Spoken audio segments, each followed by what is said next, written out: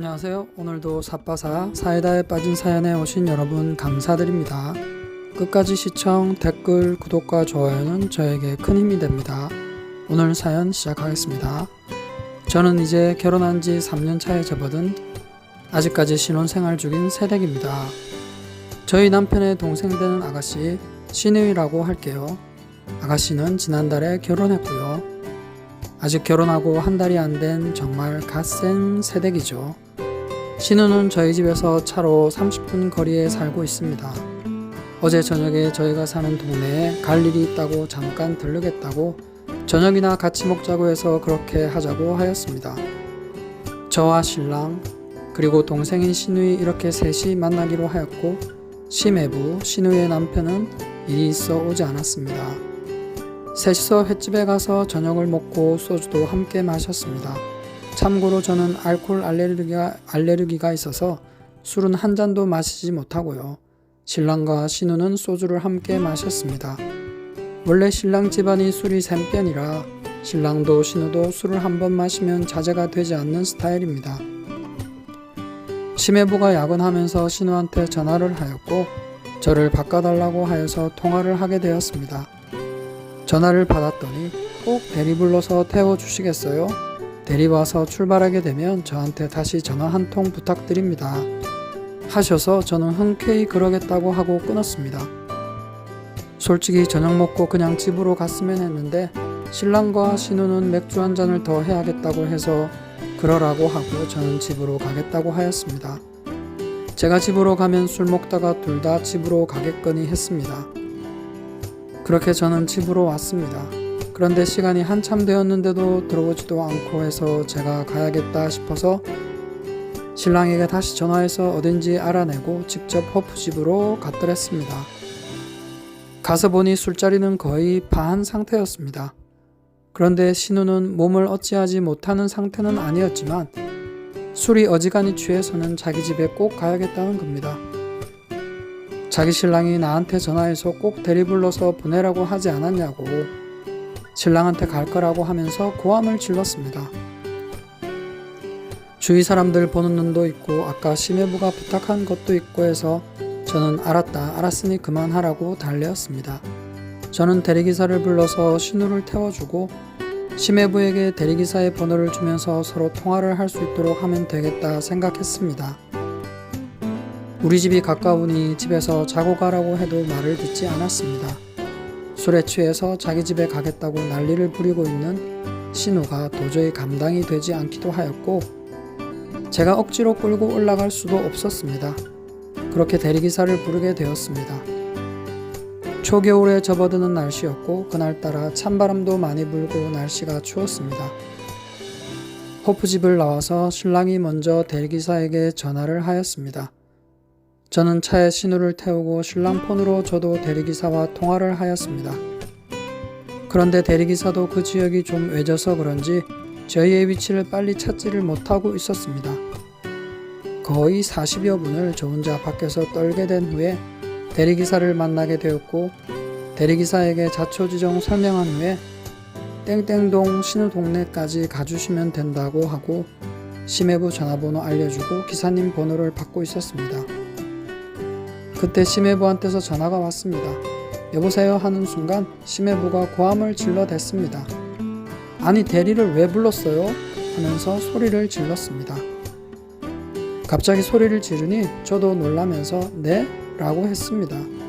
시매부는 술을 먹었으면 집 가까이 있는데 거기서 재우지 대리를 왜 불렀냐고요. 몸도 못 가누는 사람 대리 불러서 태우고 나쁜 일이라도 생기면 어떻게 하라고 대리를 불러서 태웠습니까? 하는 겁니다. 어이가 없었습니다. 신우가 술에 좀 취하긴 했지만 몸을 못 가누는 상태는 아니었습니다. 그리고 춥다고 하면서 빨리 대리 불러달라고 하여서 대리를 불렀고 우리 집에 가서 자고 내일 아침에 바로 출근하라고 하였는데도 막무가내로 집에 가야 한다. 유니폼도 챙겨야 한다고 하면서 말을 듣지 않았기에 대리를 부른 거였습니다. 그리고 꼭 대리 불러 태워달라고 한 사람은 시매부였다는 생각이 들면서 저는 더욱 황당한 상황이라 생각되었습니다. 심해부는 술 취한 자기 마누라를 대리기사가 어찌하면 어떡하려고 아무 생각이 없이 대리를 부르느냐고 저한테 따져 물었습니다. 참 황당하고 어이없는 상황이었습니다. 신랑은 처음부터 동생이 술을 먹으면 주사가 심하다는 걸 알고 있었고, 그래서 신우와 함께 술자리 하면 많이 먹지는 않습니다. 일부러 자제하는 편이고요.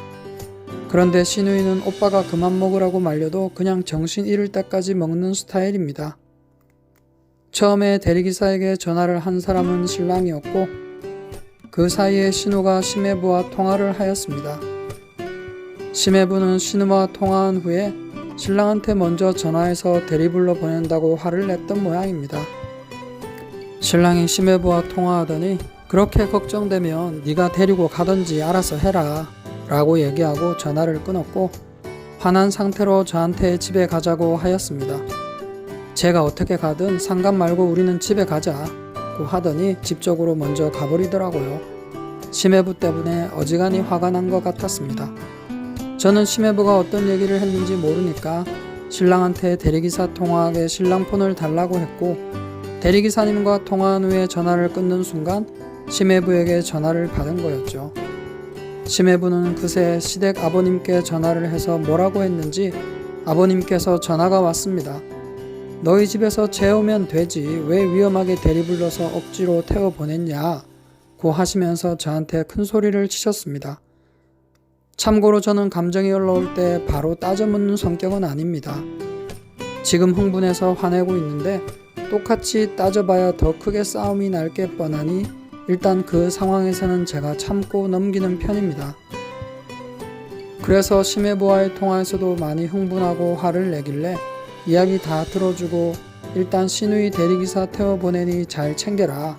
심해부가 지금 따지는 내용은 나중에 감정 가라앉으면 다시 얘기하자 하고 끊었습니다. 그렇게 신우이를 대리기사님께 부탁드리고 태워보냈습니다.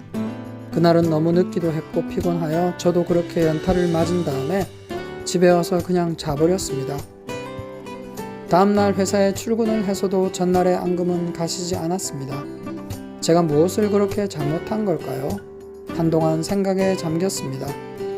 전화까지 해서 저한테 술에 좀 취해도 대리 불러서 보내달라고 했던 사람이 대리 불러 보내니까 왜 자기 마누라 위험할지도 모르는 상황을 만드냐고 고래고래, 그것도 손위 처남떡한테 소리를 지르면서 한참 동안을 따져 물었던 지난밤 일이 머릿속에서 떠나지를 않았습니다.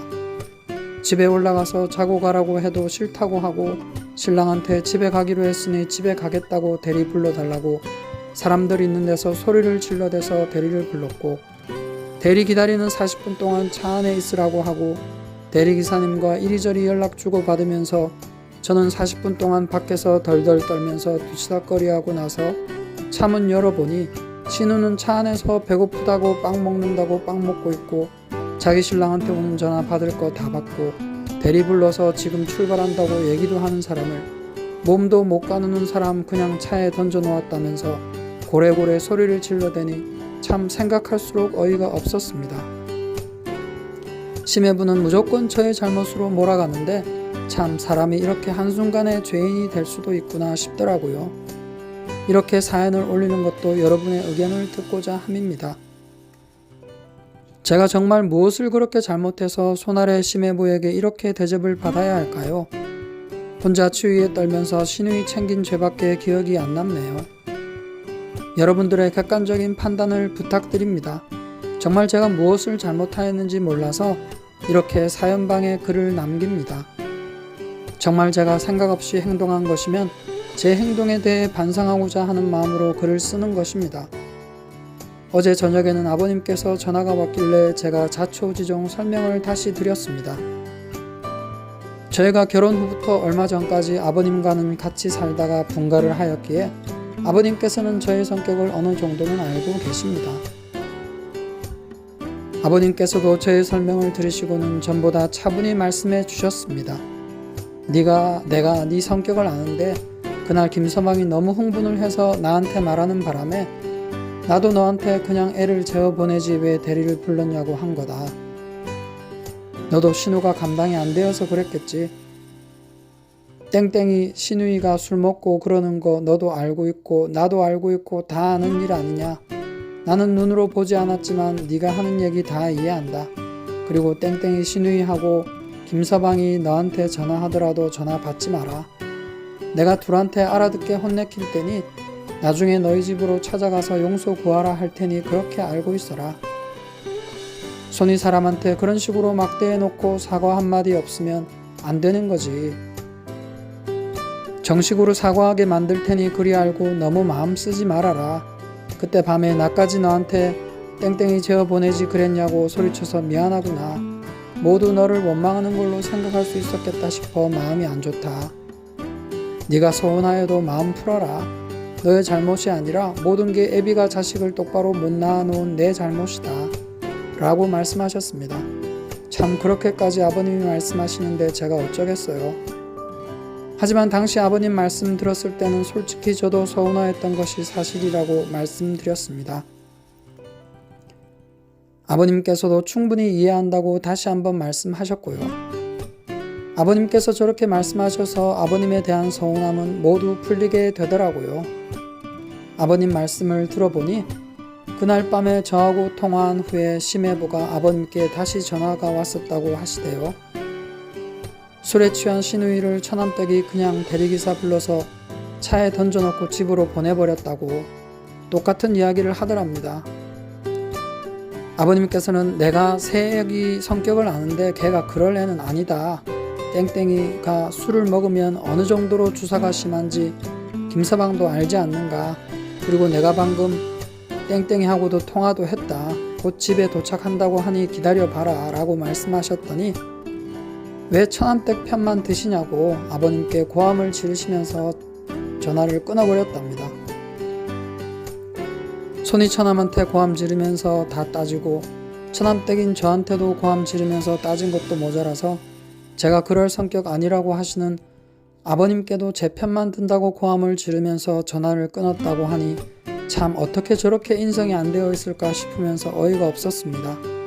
아버님 말씀대로 심해부가 저한테 고함 지르면서 자기 할 말 다 한 건 시간이 지나서라도 사과를 받을 생각입니다. 신랑은 심해부와 전화통화하던 중에 그렇게 걱정되면 네가 와서 데려가라고 한 후에 아직도 심해부한테 마음이 상한 상태입니다.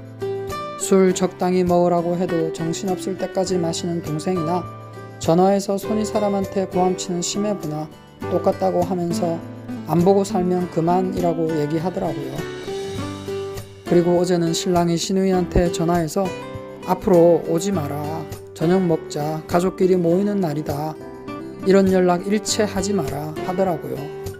신랑도 심해부의 예의도 모르는 몰상식한 행동으로 마음이 많이 상하였고 저한테도 절대 쉽게 사과 같은 거 받지 마라고 얘기합니다. 윗사람 어려운 줄 알아야지 결혼한 지 얼마나 되었다고 처가라고 뭐든지 만만해 보이는 거냐고 이번 기회에 정신 차리게 해줘야겠다고 그러고 있습니다. 제가 당시 상황에서 신랑에 대해 자세히 적지 않아서 오해하실 수도 있으실 것 같아서 덧붙이자면 신랑은 저의 방패로서 충분한 역할을 하는 사람입니다. 당시에 신우한테 술자리 빨리 끝내라고 정리한 사람도 신랑이고 먼저 대리기사를 부른 사람도 신랑입니다. 밖에서 제가 대리기사 기다릴 때도 저 춥다고 겉옷까지 벗어주고 편의점에서 따뜻한 커피까지 사다 주었습니다. 앞으로 심해부와 신우이가 어떤 식으로 행동할지는 모르겠지만 저 또한 신랑 말대로 아버님 말씀대로 일단은 연락을 끊을 생각입니다. 별일 아닌 일에 많은 시간 할애해 주시고 사연 들어주신 분들께 진심으로 감사드립니다. 오늘 사연은 여기까지입니다. 사연자님 말씀처럼 여러분들의 소중한 의견 댓글로 남겨주시면 감사하겠습니다. 끝까지 시청, 댓글, 구독, 좋아요는 저에게 많은 힘을 줍니다. 사파사 사이다에 빠진 사연 또 찾아올게요. 감사합니다.